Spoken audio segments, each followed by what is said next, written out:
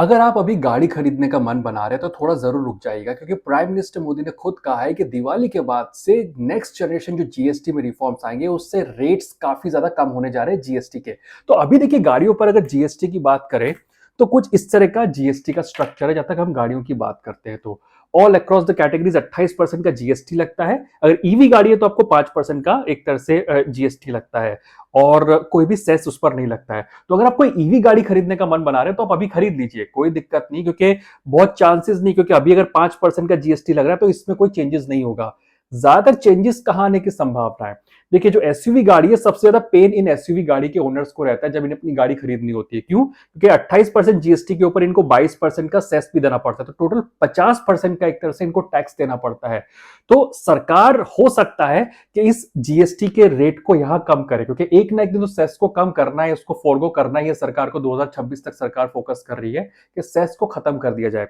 तो अभी सरकार के पास 3 रेट्स की जो बात चल रही है जीएसटी काउंसिल की तरफ से, हालांकि अभी ऑफिशियली आना बाकी है, कि मेरिट रेट जो होगा 5% का होगा, स्टैंडर्ड रेट होगा 18% का होगा, एक स्पेशल रेट बनाया जाएगा जिसमें सिन गुड्स होते हैं, टोबैको, पान मसाला, फिर लग्जूरियस गाड़ियां होती हैं, उसको शायद 40% के रेट में रखा जाएगा।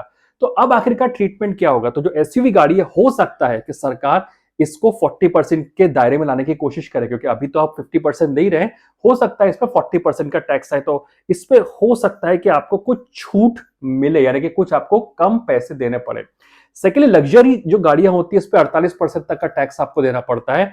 सरकार हो सकता है इसको भी 40% जीएसटी के ब्रैकेट में लाने की कोशिश करे, क्योंकि इतना मैसिव टैक्स अगर यहां पर आ रहा है 50% 48% का, तो सरकार इसको 18% तक तो नहीं लेकर के आएगी। बहुत लाइकली है कि 40% के ब्रैकेट के अंदर यहां तक रहे।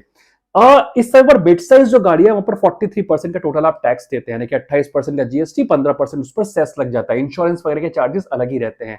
तो उसमें भी हो सकता है कि आपको 40% के ब्रैकेट में लेकर के आया जा सके।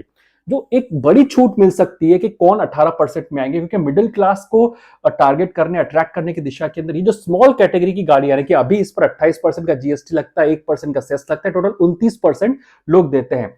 तो बहुत लाइकली है कि मिडिल क्लास को अट्रैक्ट करने की दिशा के अंदर यहां पर जो स्मॉल गाड़ियां हैं, छोटी गाड़ियां हैं, वहां पर इस टैक्स स्लैब को या टैक्स ब्रैकेट को 18% कर दिया जाए। सेस हम जानते हैं कुछ समय में एबॉलिश या फिर खत्म करने की दिशा में बात चलेगी।